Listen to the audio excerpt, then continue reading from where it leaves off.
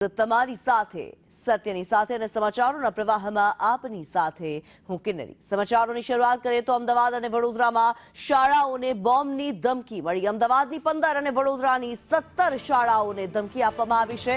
સ્કૂલોના mail ID પર આ ધમકી મળી છે।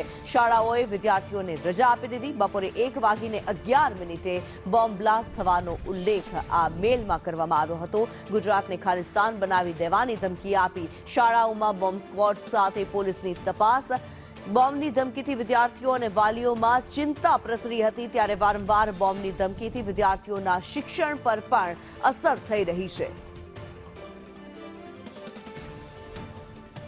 ત્યારે આજે અમદાવાદ અને વડોદરામાં સ્કૂલોને મોટી સંખ્યામાં સ્કૂલોને બોમ્બથી ઉડાવી દેવાની ધમકી આપવામાં આવી છે।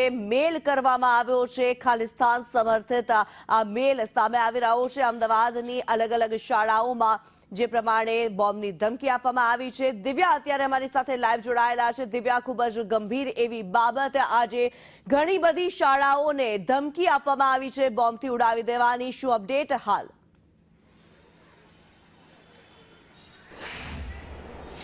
કિન્નરી, વારંવાર અમદાવાદમાં બોમ્બથી ઉડાવી દેવાની સ્કૂલોને ધમકી આપવામાં આવે છે ને તેના કારણે અનેક લોકોમાં અરાજકતા, ડરનો માહોલ છે તે ફેલાઈ જતો હોય છે।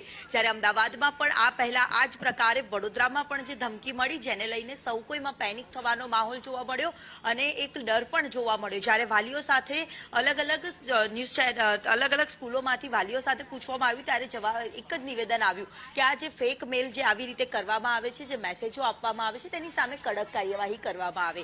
હાલ અમે એક સ્કૂલની બહાર ઊભા છે, જે સ્કૂલને ધમકી પણ મળી હતી। ત્યાં તપાસ સંપૂર્ણપણે સમાપ્ત કરી દેવામાં આવી છે। કોઈ સંદિગ્ધ વસ્તુ મળી નથી, જેને લઈને સુરક્ષા એજન્સીઓએ, સ્કૂલના સત્તાધીશોએ પણ રાહતનો શ્વાસ લીધો હતો। પરંતુ વારંવાર આ પ્રકારે મેસેજો મળે છે અને મેસેજો મળવાના કારણે સૌ કોઈમાં એક ડરનો માહોલ, ભયનો માહોલ ઊભો થઈ જતો હોય છે। આ સાથે સાથે અત્યારે તાજેતરમાં જ એક ડીઓ દ્વારા પણ નિવેદન આપવામાં આવ્યું છે કે હવે બોર્ડની પરીક્ષા શરૂ થવાની છે આગામી દિવસમાં।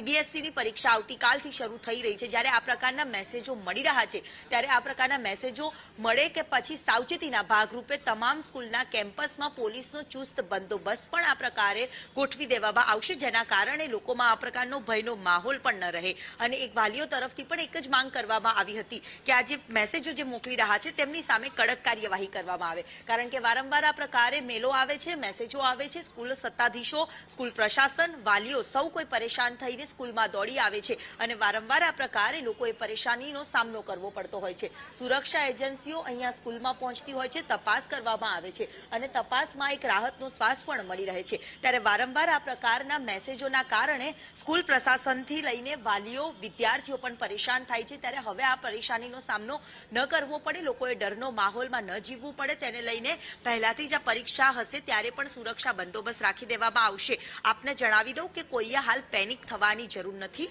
જે મેસેજ આવ્યો હતો તે બાબતને લઈને તમામ સ્કૂલોમાં તપાસ કરવામાં આવી હતી અને કોઈ પણ તપાસમાં સંદિગ્ધ વસ્તુઓ નથી મળી। બસોમાં ઉડાવવાની જે ધમકીનો મેસેજમાં ઉલ્લેખ કરવામાં આવ્યો હતો, ત્યાં બસોમાં પણ ચેકિંગ છે તે કરવામાં આવ્યું હતું।